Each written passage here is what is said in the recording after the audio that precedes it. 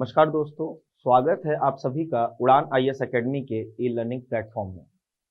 पिछले बार की तरह मैं निखिल केसरी फिर से आप सभी का यहाँ पर एसआई को लेकर जो हमारे द्वारा श्रृंखला चलाई जा रही है, जिसमें हम वस्तुनिष्ठ प्रश्नों की आपकी तैयारी करा रहे हैं, उसी श्रृंखला में मैं आज की कड़ी में भारतीय संविधान से जो प्रस्तावना को लेकर क्वेश्चन पूछे जाते हैं, कुछ आसान प्रश्न होते हैं, कुछ ट्रिकी होते हैं, उन सभी प्रश्नों पर हम आज चर्चा करेंगे कि प्रस्तावनाओं को लेकर क्या क्या बातों से प्रश्न पूछे जा सकते हैं।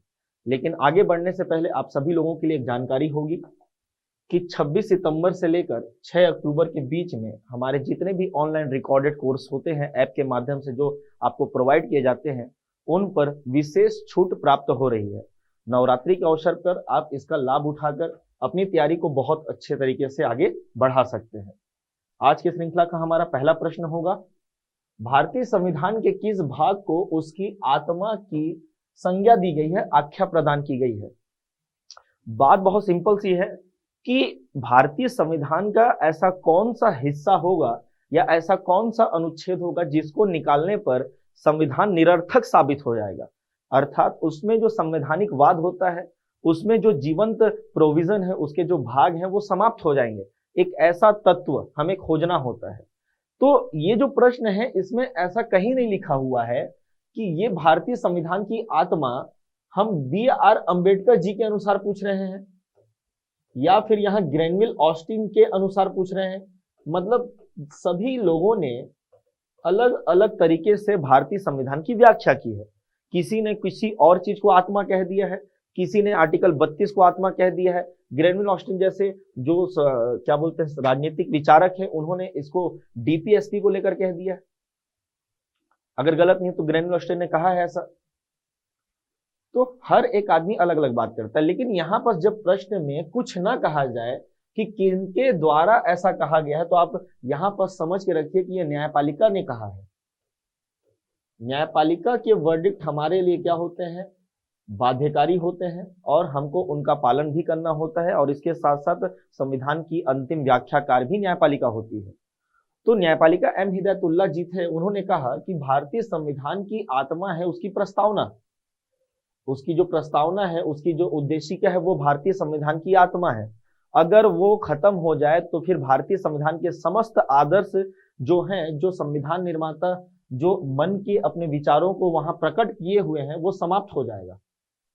तो याद रखिएगा, भारतीय संविधान की आत्मा है उसकी प्रस्तावना, उसका उद्देशिका किसके अनुसार है? तो सर्वोच्च न्यायालय के अनुसार है। अगर वहां पर जज का भी नाम पूछे तो आप बता सकते हैं एम हिदायतुल्लाह जी के अनुसार ऐसा कहा गया है।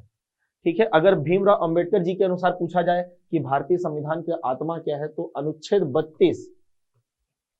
32 को कहा भीमराव अंबेडकर जी ने कि वो क्या होगा? भारतीय संविधान की आत्मा होगी। तो दोनों अलग अलग प्रश्न है ना। इसका उत्तर क्या होगा? तो प्रस्तावना भारतीय संविधान की आत्मा है, ऐसा हम कह सकते हैं। अगला प्रश्न देखते हैं।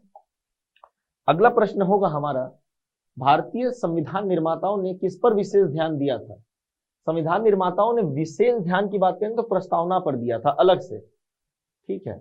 यहाँ पर ऐसा नहीं कि प्रस्तावना ये लिए हम पढ़ लें तो प्रस्तावना ही उत्तर हो जाएगा, ऐसा नहीं है ना। विशेष ध्यान देने की बात है कि मतलब हमने इसको एक ऐसा तरासा, एक ऐसा संविधान निर्माण करने की, एक ऐसे आदर्शों को समाहित करने की बात की जो कि हमारे देश के लिए बहुत इंपॉर्टेंट है। जैसे हमने सर्वप्रथम क्या किया? भारत को संपूर्ण प्रभुत्व संपन्न बनाया और जो सरकार है उसे समाजवादी टाइप का बनाया। फिर हमने सरकार को कहा कि आप धर्म के प्रति सकारात्मक पक्ष को रखेंगे, धर्मनिरपेक्ष प्रकार के होंगे आप।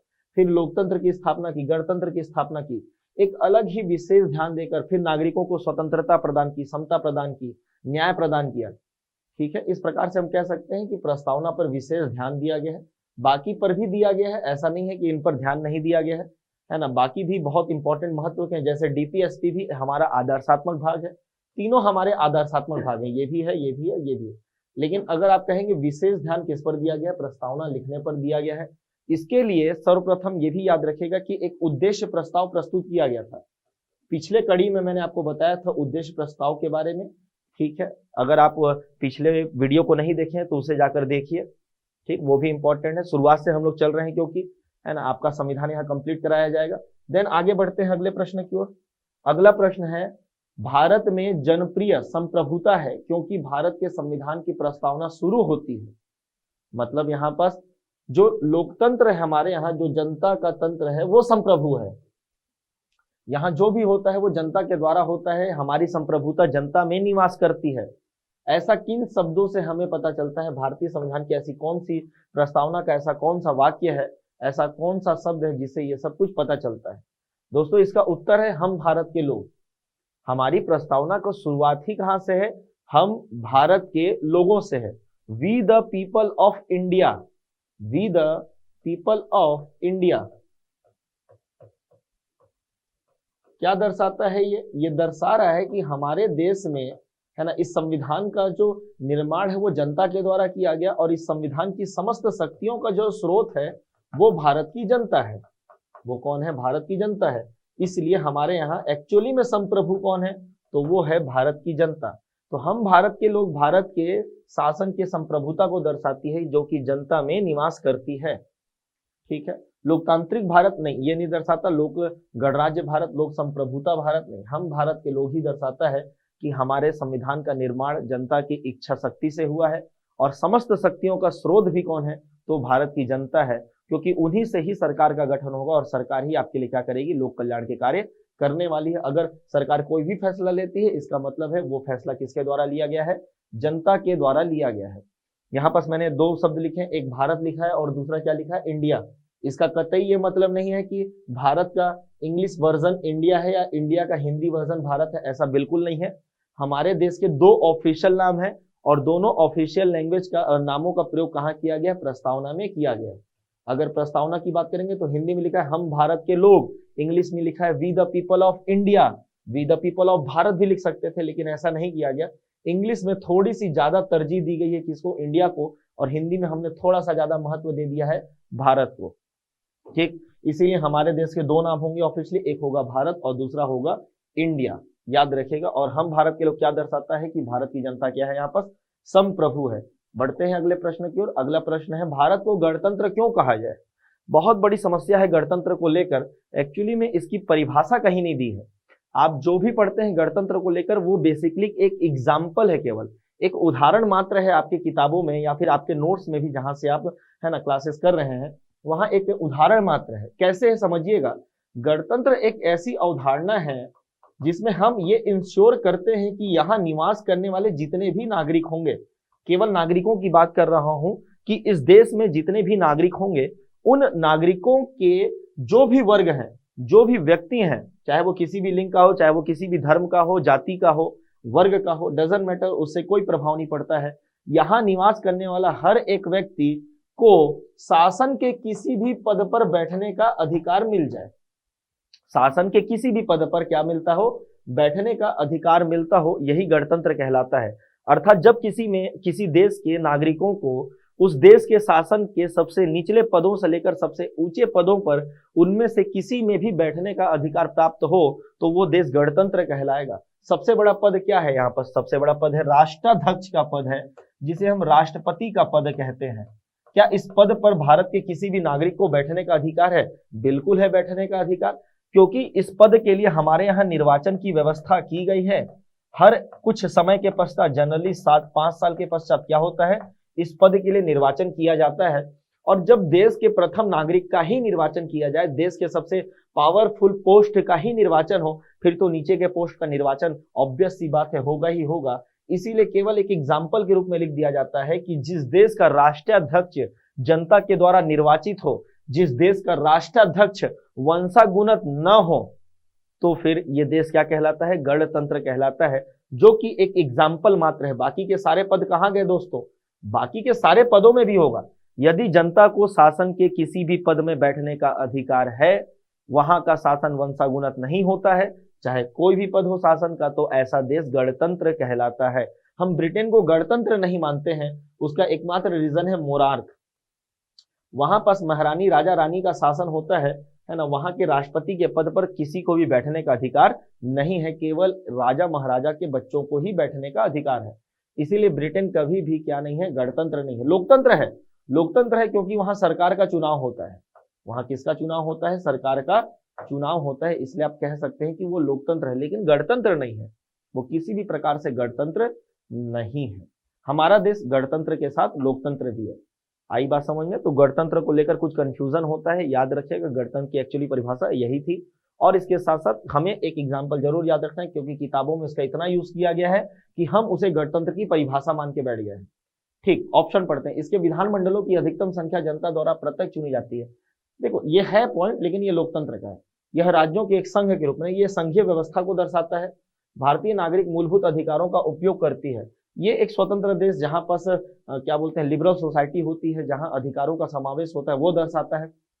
यहाँ राज्य का प्रमुख निर्धारित अवधि के लिए निर्वाचित होते हैं। हाँ ये सही है। ठीक है, हमारा उत्तर क्या हो जाएगा? D option. जो हमारा राष्ट्राध्यक्ष है वो क्या होते हैं? निर्वाचित होते हैं जनता के द्वारा कुछ निश्चित अवधि के लिए। बढ़ते हैं अगले प्रश्न की ओर। ठीक है, अगला प्रश्न है, भारत एक है धर्म निरपेक्ष राज्य, हिंदू राष्ट्र, हिंदू मुस्लिम राष्ट्र, इनमें से कोई नहीं। तीनों ऑप्शन गलत है, पहला ऑप्शन सही है। अगर हम भारत की बात करें तो हम भारत को संपूर्ण प्रभुत्व संपन्न, समाजवादी, पंथ निरपेक्ष, लोकतंत्रात्मक और गणराज्य बनाने की बात करते हैं। पंथ निरपेक्ष मतलब यहाँ धर्म निरपेक्ष भी कह सकते हो उसे, क्योंकि दोनों में जमीन आसमान का अंतर है, फिर भी मैं कह रहा हूँ कह सकते हो। उसका रीजन मैं बता देता हूँ आप सभी को, है ना। धर्मनिरपेक्ष जब हम बात करते हैं तो उसका इंग्लिश का मतलब होता है सेकुलरिज्म, और सेकुलर को जब आप गूगल में डालोगे ना तो वो धर्मनिरपेक्ष लिखता है। हिंदी में एक्चुअली में सेकुलर का मीनिंग होना चाहिए पंथ निरपेक्ष, एक्चुअली में वो उसका मतलब क्या होना चाहिए? पंथ निरपेक्ष होना चाहिए। लेकिन जब आप गूगल ट्रांसलेट करते हैं तो वहां पर धर्मनिरपेक्ष लिखा आता है, पंथ निरपेक्ष लिखा नहीं आता। इसीलिए क्वेश्चन पेपर ज्यादातर इंग्लिश में बन रहे होते हैं, ट्रांसलेट होते हैं वो धर्मनिरपेक्ष लिख दिया जाता है। गलत नहीं है वो, ठीक। इन दोनों में अंतर है, मैं ऐसा डिनाई नहीं करूंगा कि इन दोनों में अंतर नहीं है, इन दोनों में अंतर होता है। अगर अंतर की बात करते हैं तो क्या अंतर है? तो सेकुलर शब्द की जो अवधारणा है वो यूरोप से शुरू होती है। यूरोप में धर्मनिरपेक्ष थोड़ी बोलते थे, वहां सेकुलर कहा जाता था। तो यूरोपीय अवधारणा के अनुसार नेगेटिव सेंस में धर्मनिरपेक्ष का प्रयोग किया गया, अर्थात यहाँ पास जो शासक वर्ग था उनसे हमने धर्म के अलगाव की बात कर दी। चर्च का काम अलग होगा, राजा महाराजाओं का काम अलग होगा। पहले दोनों मिल बांटकर क्या करते थे? देश का शासन करते थे। चर्च कहता था कि इस धरती पर केवल और केवल मैं, मतलब पोप, हम जो पादरी हैं और जो राजा महाराजा है वही जीने के लायक है ना, मतलब यही पवित्र आत्मा है, जीने के लायक नहीं। मतलब यहाँ पास एक सेंस ऐसा था कि भगवान ने हमको आपके ऊपर शासन करने भेजा है, इस प्रकार का सेंस था। लोगों ने महसूस किया, जॉन लॉक ने महसूस किया कि ये तो गलत हो रहा है हमारे साथ। उसने कहा each and every person equal by birth. क्रांति आ गई पूरी तरीके से यूरोप में, लोगों में महसूस किया कि हम सभी तो जन्म से समान हैं, और जब जन्म से समान है तो फिर ये भेदभाव कैसे, है ना। कहाँ लिखा है कि आप ही को भेजा है, हमको भी भेजा है?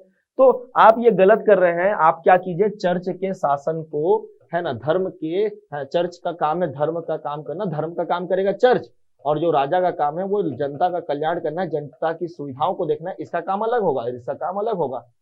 तो सेकुलर शब्द का यूज यहीं से शुरू होता है, जहां पर शासन के कार्यों को धर्म के कार्यों से अलग कर दिया जाता है। तो धर्मनिरपेक्ष या फिर आप जो सेकुलर वर्ड है वो एक प्रकार का अलगाव है, राज्य के कार्यों का धर्म के कार्यों से वो एक प्रकार का क्या है, अलगाव मात्र है। हमारे संविधान का भी निर्माण हो रहा था, हमें भी सेकुलर जो विचारधारा है, जो सेकुलर विचारधारा उसको हमें ऑब्जॉर्व करना था। लेकिन ये तो नेगेटिव सेंस का है ना, धर्म की बात ही नहीं करेगा। जो सरकार है वो कभी धर्म की बात नहीं करेगा।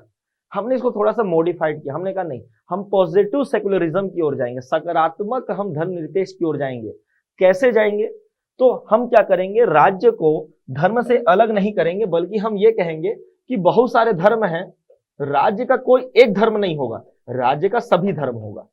वो सभी को मान्यता देगा, वो सभी को संरक्षण देगा, वो सभी को विकास का अवसर प्रदान करेगा। हमारे राज्य का कोई एक विशिष्ट धर्म नहीं होगा, हमने ये कह दिया, ठीक है। लेकिन जब हमने ये तो कह दिया, ये पॉजिटिव वाला है सेकुलरिज्म, ये अलगाव नहीं है, ये जुड़ाव वाला है। हमने ये तो तय कर लिया कि हमारे यहाँ पॉजिटिव सेकुलरिज्म होगा। लेकिन अब बात आती है यहाँ पास कि हिंदी में क्या लिखा जाए। अगर मैं बात करूं सेकुलर, जो कि हिंदी में उसका धर्मनिरपेक्ष होता है, जो कि यूरोप में पेश किया गया है ना, हमें इसको भारत में लेकर आना है। यूरोप में धर्म की विशेषता मोनोलिथिक है, एक भगवान, एक स्थान, एक पवित्र ग्रंथ और एक गुरु। भारत में धर्म की विशेषता एक स्थान है क्या? नहीं, अनंत स्थान है। चूंकि यहाँ पर सनातन धर्म या हिंदू धर्म की मेजोरिटी बहुत ज्यादा है, तो यहाँ पर स्थानों की संख्या बहुत है, गुरुओं की संख्या बहुत है, अनंत है यहाँ पास ग्रंथों की संख्या, और यहाँ पास क्या बोलते हैं, जो स्थान है आप घूमना चाहते हैं वो भी अलग है, बहुत सारे हैं। ठीक, भगवान भी बहुत ज्यादा, यहाँ पर गुरु भी बहुत ज्यादा, स्थान घूमने के लिए भी बहुत ज्यादा, और यहाँ पवित्र ग्रंथों की संख्या भी बहुत ज्यादा है। मतलब जो विशेषता धर्म की यूरोप में है वो विशेषता अब भारत में नहीं पाई जाती है। भारत में धर्म की विशेषता अलग है और यूरोप की धर्म की विशेषता अलग है। तो क्या किया जाए, भारत में ये विशेषता पाई जाती है पंथों में। पंथ में जनरली भगवान की संख्या एक है, गुरु की संख्या एक है, जनरली जो हमारा स्थान है वो भी एक है, और ग्रंथ की संख्या भी जनरली एक होती है। इसका मतलब ट्रू सेंस में यहाँ पर देखा जाए तो सेकुलर शब्द का हिंदी मीनिंग क्या होगा, पंथ निरपेक्ष होगा। लेकिन आप हमेशा याद रखना धर्म निरपेक्ष भी आपके लिए गलत नहीं है। सेकुलर को गूगल में ट्रांसलेट करोगे तो हमारे गूगल बाबा क्या करते हैं, उसे धर्म निरपेक्ष लिख देते हैं, गलत नहीं है ना, गलत मत मानिएगा उसे आप बिल्कुल भी। ठीक, तो इसका उत्तर क्या होगा, हमारा जो देश है वो धर्मनिरपेक्ष है, याद रखिएगा। ठीक, और ये 42वां संविधान संशोधन में जोड़ा गया 1976 में, पहले ये शब्द था भी नहीं। धर्मनिरपेक्ष का अर्थ है तो पॉजिटिव अर्थ है हमारे यहाँ, नेगेटिव सेंस में नहीं है। राज्य सरकार सभी धर्म के खिलाफ है, नहीं, ये तो अलगाव हो गया है ना, मतलब ये तो अपोज हो गया, अलगाव भी नहीं हुआ, अपोज कर रहे हैं आप। राज्य सरकार द्वारा एक धर्म को स्वीकार किया गया, नहीं, फिर तो बाकी लोग क्या करेंगे।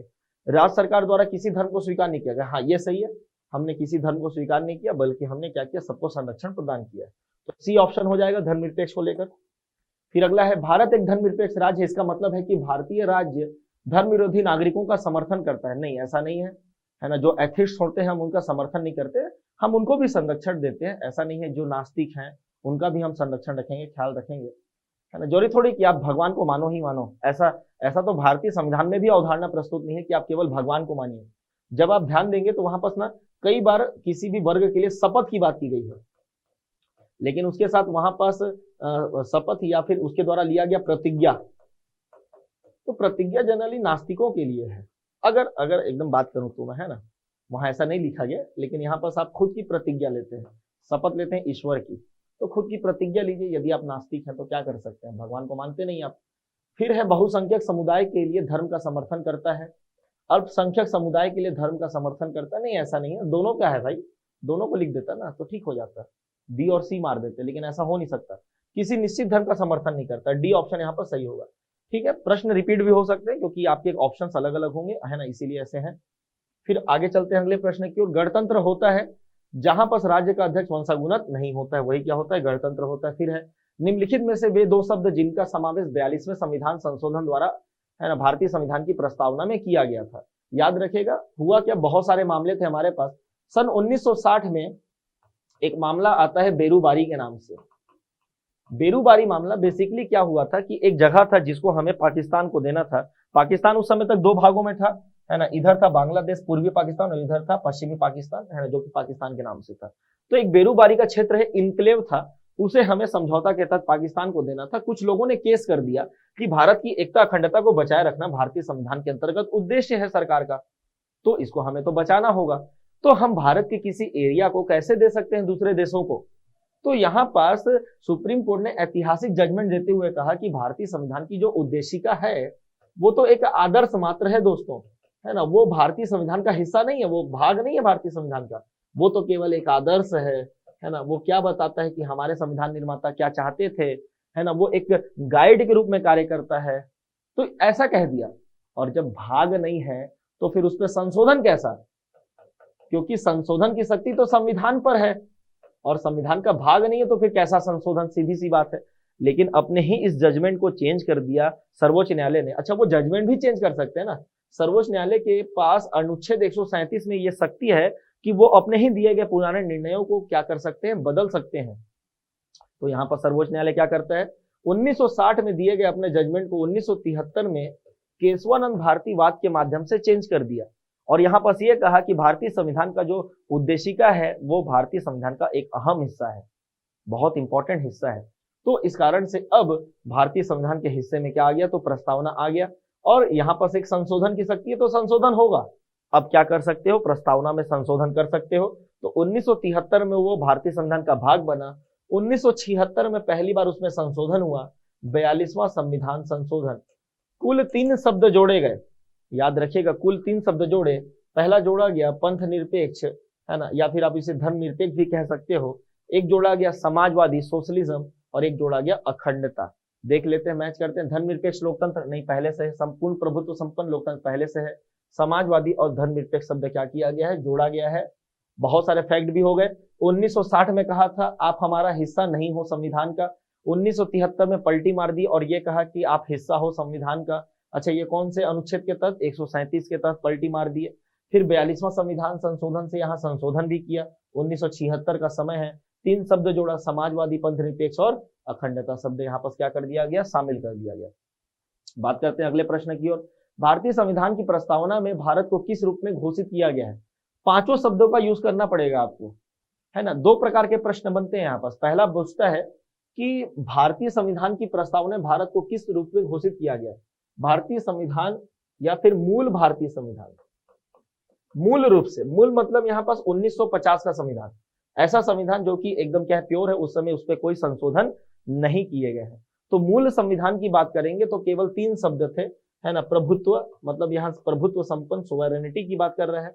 फिर यहाँ पास था लोकतंत्र, है ना। फिर था यहाँ पास गणराज्य या गणतंत्र। तो ये केवल 3 शब्द थे 1950 में। लेकिन 1976 की अगर बात करूं तो टोटल 5 शब्द आ जाएंगे। यहाँ पर 2 शब्दों का और समावेश किया जाएगा, समाजवादी, और उसके बाद चालू इसको रखा जाएगा पंथ निरपेक्ष को। तो इस प्रकार से टोटल 5 शब्द हो गए। एक संपूर्ण प्रभुत्व संपन्न, समाजवादी, धर्मनिरपेक्ष, प्रजातांत्रिक और गणराज्य। प्रजातांत्रिक मतलब लोकतांत्रिक ही होता है ना। इसको कंफ्यूज मत कर लीजिएगा आप लोग। C point. बढ़ते हैं अगले प्रश्न की ओर। अगला प्रश्न है हमारा, भारत एक गणतंत्र है, इसका अर्थ है यहाँ वंशा गुना शासन नहीं है। फिर से रिपीट हो रहा है, कई बार रिपीट होंगे, है ना। डरना नहीं है भाई, बनाना है सभी को शब्दावली। भारत में कौन सी उद्देशिका में नहीं था, है ना। तो समाजवादी नहीं था, पंथ निरपेक्ष भी नहीं था, संपूर्ण प्रभुत्व संपन्न तो था भाई। ये तो तीनों है, अभी वर्तमान की बात करें, ये तीनों शब्द है ना। समाजवादी है, पंथ निरपेक्ष ये नहीं है। लोक कल्याणकारी है, ये शब्द शब्दशः शामिल नहीं है। यदि आप डीपीएसपी को देखोगे तो वहां पर समाजवादी अवधारणाओं को प्रस्तुत किया गया है। और जो राज्य है अर्थात जो सरकार है वो लोगों के कल्याण के लिए कई सारे व्यवस्था करेगी। वहां पर समाजवादी तत्व हैं, वहां गांधीवादी तत्व हैं और उदारवादी तत्वों को भी शामिल किया गया है, जो कि एक लोक कल्याणकारी राज्य की बातों को दर्शाता है। तो ये शब्द शब्दशः नहीं है, इसका अर्थ जरूर है हमारे पास। कल्याणकारी राज्य का उद्देश्य क्या है, लोगों का कल्याण करना, और क्या, सीधी सी बात है। अधिकतम संख्या का अधिकतम कल्याण सुनिश्चित करना नहीं, ऐसा नहीं है। अगर ऐसा होगा तो केवल बहुसंख्यक का कल्याण हो गया, अल्पसंख्यकों का कल्याण कौन करेगा, तो ऐसा कहना गलत है। कमजोर वर्गों का कल्याण करेगा। जी हाँ, हमारा जो समाजवाद है वो बेसिकली इसीलिए है ताकि सरकार को पावर दिया जा सके, सरकार को इतनी शक्ति अवश्य प्रदान किया जा सके जिससे वो दुर्बल वर्ग, जो भी यहाँ पर दुर्बल वर्ग होते हैं, उन दुर्बल वर्गों का वो कल्याण कर सके, वंचित वर्गों का कल्याण कर सके, उनका जीवन स्तर ऊंचा उठा सके, उनमें कौशल दिला सके। ये सब कुछ किया जाएगा किसके द्वारा, सरकार के द्वारा। उन्हें अपलिफ्ट करने का प्रयास किया जाएगा। तो कमजोर वर्गों का ही कल्याण करना यहाँ पर क्या है, इंपॉर्टेंट है ना। यही है कल्याणकारी राज्य की एक अवधारणा हमारे लिए ना, सेंस में।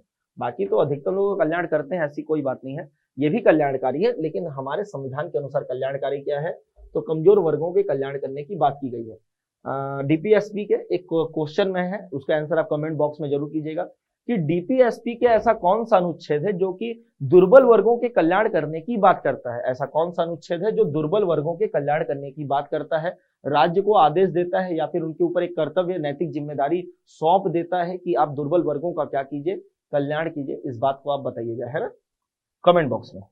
अगला प्रश्न है, एक गणराज्य के रूप में माना जाता है ना, क्योंकि यहाँ अध्यक्ष का चुनाव होता है, पहला ऑप्शन। फिर भारतीय संविधान की प्रस्तावना के सिलसिले में निम्नलिखित में कौन सा क्रम सही है, क्रम वही है, संपूर्ण प्रभुत्व संपन्न, समाजवादी, है ना। फिर आएगा पंथ निरपेक्ष, लोकतंत्रात्मक, गणराज्य।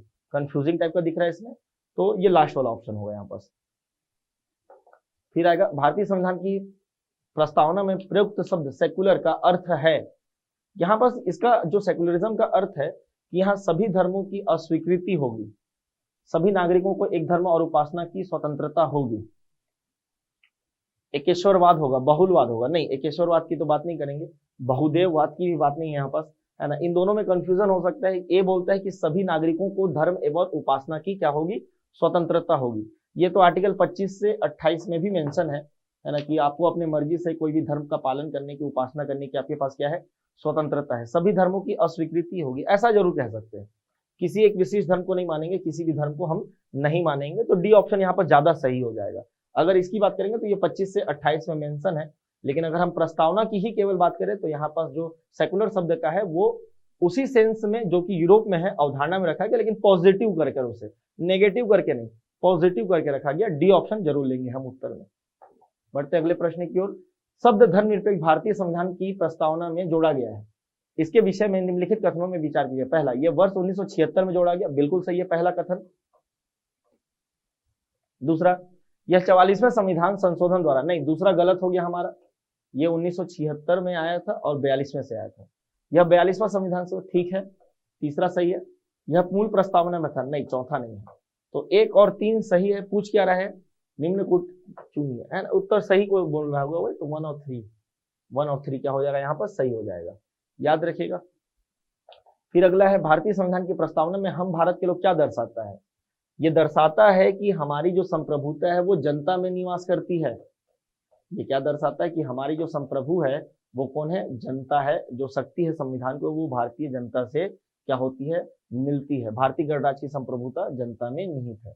ए ऑप्शन ज्यादा सही होगा, ठीक है। बी भी गलत नहीं है, अगर बी को भी मैं कहूं तो ज्यादा गलत नहीं है, वो ए ज्यादा सही है बी के कंपैरिजन में यदि देखा जाए तो, क्योंकि एक्चुअली सेंस वही है। अगर मैं कहूं कि इस संविधान का निर्माण हमारी जनता के द्वारा किया गया, तो उस समय की जनता ना संविधान सभा के द्वारा किया गया है। हम भारत के लोग भारत को ये सब बनाना चाहते हैं, तो हम में तो आज भी हम आते हैं ना, आज भी हम इस संविधान का पालन करते हैं, आज भी हम इस उद्देशिका को हम अपने हृदय में बसा के रखे हुए हैं। तो हम में आज हम भी आते हैं और हमने तो संविधान का निर्माण किया नहीं था। एतद द्वारा, अगर आप प्रस्तावना को ध्यान से पढ़ेंगे तो वहां लिखा है कि एतद द्वारा, एतद मतलब हमारे द्वारा इस संविधान को अंगीकृत, अधिनियमित और आत्मर्पित करते हैं 26 नवंबर सन 1949 को। एतद द्वारा 26 नवंबर सन 1949 को, एतद मतलब संविधान सभा के द्वारा। तो इस संविधान सभा के द्वारा संविधान का निर्माण किया गया है।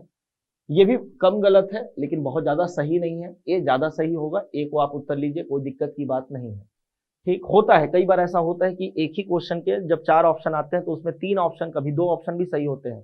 कभी भी आप पेपर उठा के देखिएगा, है ना, कोई भी पीएससी का एग्जाम होता है, यूपीएससी की जो एग्जाम होते हैं, वहां कहीं नहीं लिखा है कि प्रत्येक प्रश्न के 4 विकल्प दिए गए हैं, 3 विकल्प गलत हैं, 1 विकल्प सही है, विद्यार्थीगण उसी विकल्प का चयन किए गए।